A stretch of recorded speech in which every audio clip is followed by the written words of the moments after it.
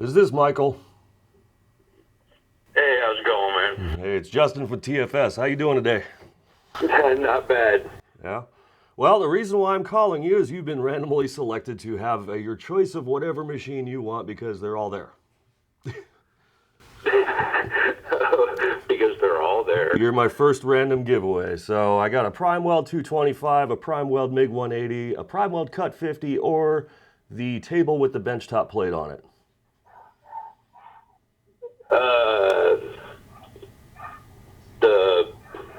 The first one you said, brother. The TIG 225?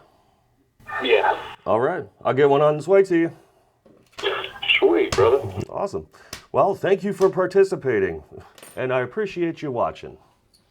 Hey, thanks, brother. You got it, man. Have a good day. You too, man. All right, bye. See how easy that is? All you gotta do is go over to weldmetalsonline.com, make an order. You're gonna be entered into the Dream Weld Shop giveaway grand prize, but in the meantime, I'm gonna be calling random people and letting them choose from any one of these really awesome prizes, just like Michael did today. Now that that's done, I've got a downpipe to repair. Okay. I rarely ever take on jobs like this. What I mean is I looked at this part and I realized it has an extremely high probability of failure after I repair it, and I don't want to be the last guy who fixed it or who touched it or welded it or whatever the case is, right? But the reason I'm bringing this up here is, I have an opportunity to show you guys reasons why you might want to pass on a job. Because if you're like many in the beginning, I mean, it's kind of your reputation that's on the line. And most people, when they start out their first shop or whatever the case is, I mean, they're hungry. They're hungry for business, and they'll eat anything, including garbage parts like this. Right? But if this garbage part does show up to your shop or whatever the case is, it's a good idea to have all the information about it and to get eyes on the part so that way you can make your decision. Because this thing is just screaming, run. Now, this part is for a McLaren 720. And when the customer called me, he explained everything about it. I said, yeah, no problem, but I need eyes on the part. You got to bring the thing by so I can actually take a look at it. I never quote anything over the phone. I have to have eyes on it so that way I can make my decision on it if it's worth it or not. So what are some of the indicators that we should be looking at? Well, temperature is the first one. What is the condition of the stainless itself? Usually when stainless color shifts, it starts to go from like this, bright silvery color to a golden color, if you will. And in the more higher temperature areas, it's going to go to a bronzish and even starting to get to a purple type of color. If it hits blue and all the rest of the stuff, I mean, the part's just pretty much fried at that point. The second thing is to inspect the welds themselves. Now, it may be a little bit hard to see. I had to overexpose the crap out of this, but if you look really carefully, you can see each one of these welds is slightly undercut. Some of it more in other areas than others, but there is undercut present on these welds. And undercut is not really the biggest thing on this one. It's actually the lack of penetration. You can see on the inside as you look in that every single seam here, aside from the very poor fit up on this part, every seam has zero weld coming through it, which basically means it has the strength of half of a weld. If I fix this one part here, that weld's probably gonna break. And even if you look on the outside here in this section, the weld has broken. It's already cracked and I've got to fix that again. Most likely that it has to do with a very poor fit up, and you can see that on the inside, and you can actually see on the outside here there's quite a bit of a gap that they had to like weave over or whatever the case is. Proper fit up could have likely prevented this from happening, but it still has to be fixed nonetheless. And finally, the thing I want to look at the most is where it broke, because this is going to tell me the whole tale. If you look at it carefully here, you'll see that virtually no penetration exists whatsoever. And even on the edges on the inside, it has a relatively sharp edge, not that big of a deal, but it would indicate that they didn't have a whole lot of prep going into this part. I should have just passed on this part altogether. But either way, the part is here, the job has to get done, and of course we're going to do it the way it should have been done the first time, so that way if it fails again, well, we can prove that it wasn't our fault. Step one, super clean. Lots of clean. Clean everything.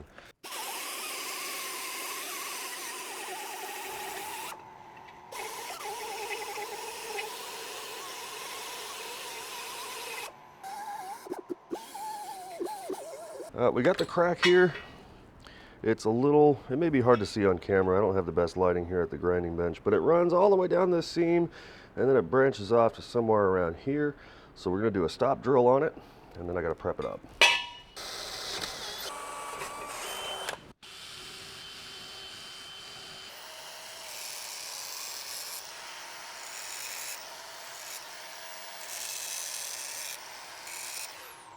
I chased it out with a grinder. The whole purpose of that is to give myself, one, a visual aid to follow on the crack, and two, I can burn it a little bit hotter and it will get down deep into that crack, possibly even past the crack. Of course, on the inside, we did our very best to prep that. So on the outside here, they were kind enough to give us a couple of references, a couple of marks to line this up with. So we'll get this lined up, we'll tack it in place, I'll prep the outside for welding, and then we'll fill the thing up with argon and blast it back together. Easy day. Okay, a little bit of acetone. Prep these up nice. Or at least get all the oils and the rest of the junk off of it for the most part.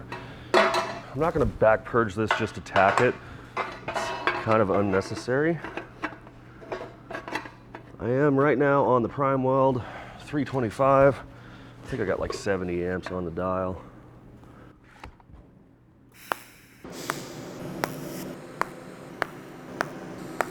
One right here, why not?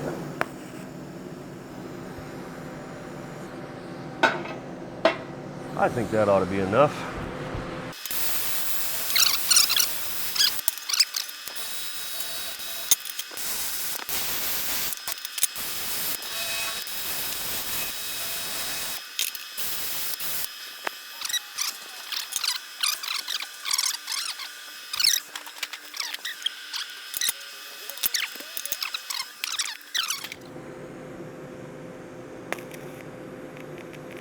I am definitely running this pretty hot. I think it's mostly because I'm more interested in the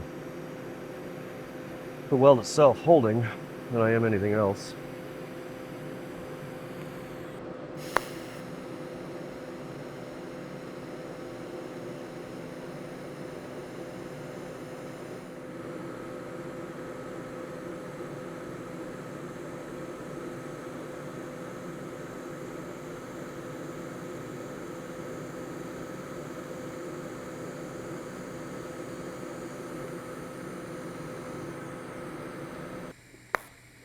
I'm going to start at the outside of this hole.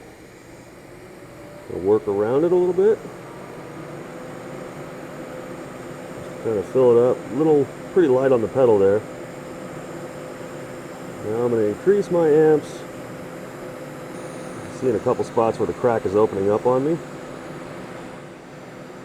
Again, I don't really care what the weld looks like. I care that the weld holds.